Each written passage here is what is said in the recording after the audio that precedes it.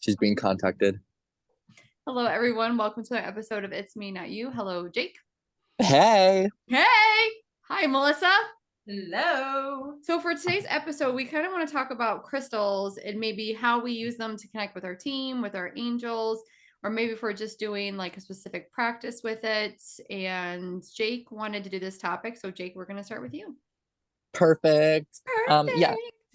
So we've talked about it before, like kind of how I like to work and shimmy through my practice, but essentially I view crystals as they all have a spirit, right? So they're all little communities of different helpers for different reasons with a whole bunch of different personalities.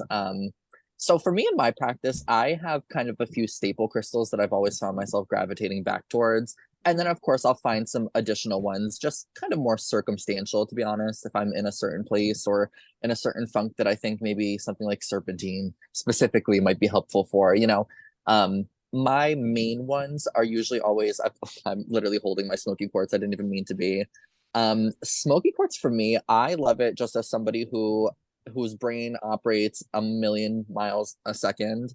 I think smoky quartz is an incredibly grounding stone and just really beautiful for discernment, number one. So it's great for beginners trying to trust your intuition, those who are trying to kind of break into meditation for the first time or kind of get to that next level with meditation.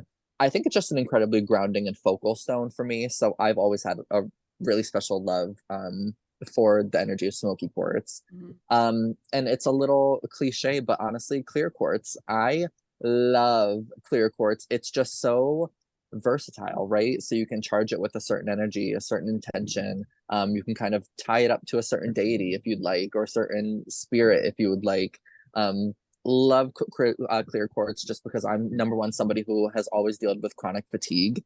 So I think that quartz is just a really powerful stone to kind of help you get to that space if you're doing Reiki, readings, anything in between, just to kind of give you that extra zhush of energy to push you through too, and kind of help you raise the vibration if you don't feel like you've got all those marbles together that day, right? Yeah. And we can get into the specific ones later, but how about you guys? What ones do you love? Melissa. Well, I'm currently obsessed with my garden quartz. Garden quartz is a Beautiful. really fabulous quartz. It is. There's just so much in it that just spending time kind of meditating with it.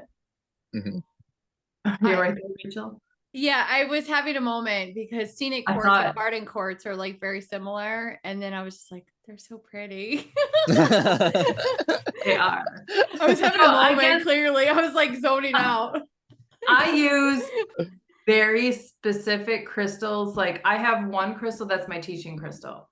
And I don't change, you know how we've talked in the past about having like a working candle. I have like a working crystal. So when I wear that crystal, it tells the angels, the other side, I'm ready to teach. My mediumship, they're not coming through. Then I have a bag that I specifically wear with a mix of crystals for mediumship. When I put that on, it like opens up the waiting room to the other side. So I don't like to change those two things because it says to the other side as well, they've gotten to know it. Like they've gotten to know that this is the key and how it opens up. But then depending on what I'm doing, my helper crystal, that will vary for whatever purpose it is that I'm teaching or trying to learn more about. This garden one definitely keeps me grounded and gets all the elementals going. I will say that I kind of rotate through crystals. I have like right now I'm using like this amethyst. It's a Shang amethyst. And so every night when actually I used to, I like, oh yeah, I think I recognize that one. You do. And I'm like, you do. So I have like these different kinds of amethysts that I use like every single night. And honestly, I throw them in my shirt and I put on a guided meditation and they are I don't know, they sleep with me. They're my friends, I guess. And I wake up and I'm like, they're so hot. But it's very interesting because I can feel, and I know Tony's the same way because she sleeps with holding one in her hand too. And it's interesting because it's like, I feel like a sense of where is it? Like when I go to bed and I don't have them with me. And then I use Prehite. They call this the healer's healer. And I use Archangel Raphael with this one whenever I'm doing healing work. So I do like the idea of how Melissa has like a bag that's designated for certain purposes. I think I probably switch in and out with crystals as I go, and it's just, and I do feel like crystals find you. Like it's like, okay, Oh yeah. now you need to work with this one. Like just how you just got that scenic quartz, Melissa. Like it's like, okay, now I need to work with this one. Now I need to work with this one. Like I know that there's a new crystal coming in my life soon. And it is a type of quartz, Jake. It is. And listen, I'll be the wackadoo one that goes off the rails for a minute. I am not exclusive. I'm not exclusive to just crystals only. So if anybody knows me What do and you has have been, in your hand? this is a fan. Oh, okay. I'm like, what is that? It looks like a special, like fancy type of like rose quartz thing. I'm like, what does he have? But go It's ahead. like it disguises as a perfume bottle, and then you like can pull it out as a fan. It's so good. A little essential oil tablet right here. You can put orange oil or whatever you want. It's so good. I love Can we it. please tap into Jake's past life? Please. Yes. Please. Yeah. Please. The Please. Matan. He must have been royal. Please. Please go ahead, Jake. So of course I'm always partial to a crystal. There's such beautiful energy, but anybody who's been to my space, who had sessions with me, knows that you will find stones on my table as well. I pick up stones all the time, sometimes in the woods or maybe by water. And I really have such a special place in my heart for stones. Honestly, if I'm doing intense healing work for myself, I will usually grab for one of the stones that I found from out and about that has no name. I just think there's such a beautiful personality that you can find, and there's such the same reason why some people will gravitate working with tree energy, right? Those old, ancient, kind of grandmother, grandfather energies, teachers. I think that there's something so powerful and wise that can be found in stones. And of course, the stones from different areas will affect, how they might help you. So a stone from the river might really help you kind of move past emotional blockages or subconscious issues. Maybe something from up in the mountains might help you kind of step into your potential and kind of find that light in the tunnel that's going to help you kind of break over any kind of hurdles. So I would just encourage anybody if you love to go on nature walks, or if you're ever out and about and you see a stone that just catches your eye. It might not be beautiful. A lot of the stones that I have are brown or dull grays, and they're just as special. I would encourage you to pick it up, feel it out, and see if that one's calling to you or not. And you never know, you might find a crystal in nature. I've found big chunks of quartz outside in nature walks, if you look hard enough. Or you might find a fossil. Like there's a lot of those around here. I mean, I do the same thing. I have sea glass, I have shells, from different things. So it's really about working with the elements. Yeah. I love it so much. So yeah, go outside, find a stone that calls out to you and see how that works, because I think that that's also a really great way for people who are kind of starting out into feeling out energy or working with crystals for the first time. I think it's such a beautiful intuitive approach to not have the privilege of knowing what this crystal is, its name, and what its purpose is. Have that stone, feel it out, develop that relationship with your stone. Have an idea of what your relationship is supposed to be like and what you're both supposed to teach each other. I think that could be a really beautiful challenge, just to tap into that intuition. And it's a way to ground you back to that place. I always ask if it's a stone from the river, like, oh, can I take you home with me? Or do I have you, I ask permission before I take it. And then, when I do hold those, or maybe I'll bring one to my desk, and then it's a way, if I need grounding, just to hold on to it and feel how I feel in that place, wherever that is, that brings me peace, to kind of bring that into my day. Yeah. And I'm no stranger to releasing stones either. Sometimes it's kind of like a duration, right? Sometimes I'll bring a stone back to where it came from, or I might feel guided to bring it with me if I'm traveling, and I'll leave it somewhere. It's just a really special dance that I think is so fun, and I would definitely encourage everybody to try it out. You bring up a good point about like maybe a crystal leaving you. Like it's like I'll look for a certain crystal and I'm like, oh, where'd it go? And then I'm like, okay, well, I guess we've parted ways. Like and then sometimes I'll be like, well, I want it back. But think about all the times, like clients will be like, oh, I lost my favorite crystal that I've had for years, or I just bought this one and it disappeared from me. And I think that's something funny to look at. Maybe it's a conversation of, did I buy the stone and it wasn't right for me right now, or was it just not the one in my best interest, Or did the or fairies take it? Or now you've Yeah. evolved and you need a little bit different. That is very take on the true. situation, or you've worked through this part. Yeah. Now you're ready for this part, and it's just a little bit different of a vibration.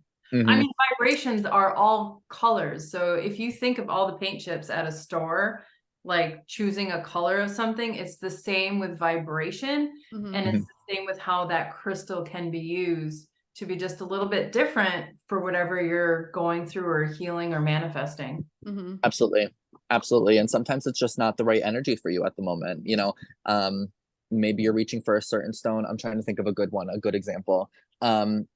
Like sometimes obsidian. Sometimes obsidian isn't everybody's best friend. Well, it's also Or even can howlite. create cardiac issues if you have a pacemaker. There's that. too. Howlite I think is a better example actually. Howlite is a really great one Ooh, for helping that's a people good navigate the one. psyche.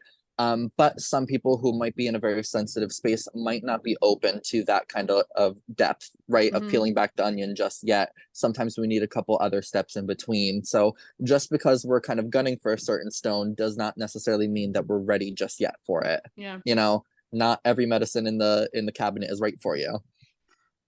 Or you're just told which one that you've never heard of before, like apophyllite, when Rachel and I went to.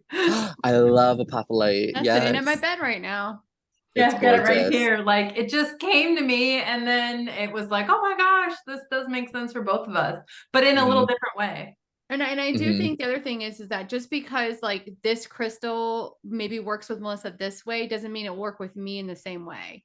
So I Absolutely. think that's another thing to look at it. Like just make sure that when you're working with the crystal, be open to see what comes through when you're like, oh, well, I'm supposed to do this with it. It's okay if it doesn't. Maybe it opens you up to something bigger and better and more powerful. Absolutely. You know? Absolutely. Anything else you guys want to add about using crystals? And the other thing I do want to add is that I would recommend maybe, picking up a crystal and using it in your meditative practice. And then when you're finished with your meditation, maybe doing a little bit journaling and see what comes through. Yeah, I think that just I know myself when I started out on my journey collecting stones, collecting tools and resources, it was a slippery slope, right? And then all of a sudden I had so many crystals and I was not using any of them, right? Yeah. So I would definitely recommend, if you feel like you've got a lot in your cabinet, a lot of crystals, pick one and decide to work with it for a week. And then next week, try another one, develop a relationship and feel, is this the right stone for me right now? Or is this of better service somewhere else in my house or in my office or with a family member? Something like that. In my practice, I will from time and time again, give a crystal right off my table just because spirit will say, that's not yours anymore, friend. And I'll be like, Wow. really? Okay, I know. guess. But listen, I go with it. I've done it with tarot decks too, and I love every single one of them. Aw. But yeah, it's a really special, it's like a friend. It's a new friend. Yeah. How about for you, I Melissa? also don't think you should look up the meaning of the crystal right away. If Mm. one draws to you, figure it out for yourself. Like, what do you feel? Where do you feel it? Do you feel lighter, different, something? And then you'll have that validation when you do look it up. Oh, wow. Yeah, that was right. That's what it does. Yeah. And the last thing I do want to add is that you don't have to get on the trendy train. Just Right. because Moldavite was super popular doesn't mean you have to go out and spend thousands of dollars buying a Moldavite. Exactly. Carnelian, it's the TikTok crystal, jump on that train, which drives cost of crystals super high. Uh-huh. And you may not need to Yes. work with that crystal, not everybody, the energy, like Moldavite, especially, it's an interesting energy that comes through with that crystal. Just thinking of it, I'm like, Oh, and a good idea. If you buy online for crystals, anywhere you shop, are they ethically sourced? Absolutely. Look into that one. Did you know a Yes. fun fact is that a big portion of the crystal market is actually produced by the Taliban? Thank you, Jake. Look into that one. Taking it down, Jake. It's because they own a lot of caves in Africa and Middle East. Anyway, so look into ethically sourced crystals. Ethically sourced, but also don't be duped. Like if you go into Etsy, like they can make, like, this is a super big crystal. All right, this is a beta. It's big. But I'm telling you, I'm gonna go onto Etsy and I'm gonna get this size. So because the way that they can take a picture of it, it's like, oh, it's so big, and you get it, and you're like, are you kidding me? Well, it's even the easiest ones that happen all the time, amethyst and citrine, right? Oh, So when you yes. heating up amethyst will make it turn orange. And a whole bunch of other crystals, moldavite even. Most of the moldavite you people are buying, I feel so bad to see it, is glass. It's glass. I was just found a bunch of fake moldavite actually in Provincetown. I was just there at the, you know, at a little shop. I won't say where, but I was looking at it and it was very visibly glass from somebody who And owns how much moldavite. were I they know what it selling looks it like. for? It was a piece kind of about the size of a dime. It was about 125, which number one, way overpriced for that size, but number two, visibly glass. So it's unfortunate, you know, if you've got an eye for it, you're like, oh, hope nobody falls for that. But if you are searching for that TikTok crystal, right, you're gonna want to run after it because it looks so good. It's got so many great properties. You know, just look into it, find images of it, research it, see if there's a way that you can validate it, especially for the stones that are pricey. Exactly. Like Views. you know, I can toot Tony's horn all day, but I love that she knows her sellers, right? She does. Like with the Beta Morian quartz, she knows the man that owns that land that it came from. Tibetan quartz, you know, things like that. It's nice to know what channels they come from. Just to validate it. I mean, things are pricey, and you have the right as a consumer to know. So when in doubt, go to Tony's shop. Exactly. Yes. Exactly. I mean, you bring up a good point. Like go to where, and also like you know the vibe in which you're buying from. You know the seller. You trust the seller. You know. Yeah. So exactly. All right, you guys. Well, all of you have a great day. That's all, folks. Bye. Bye.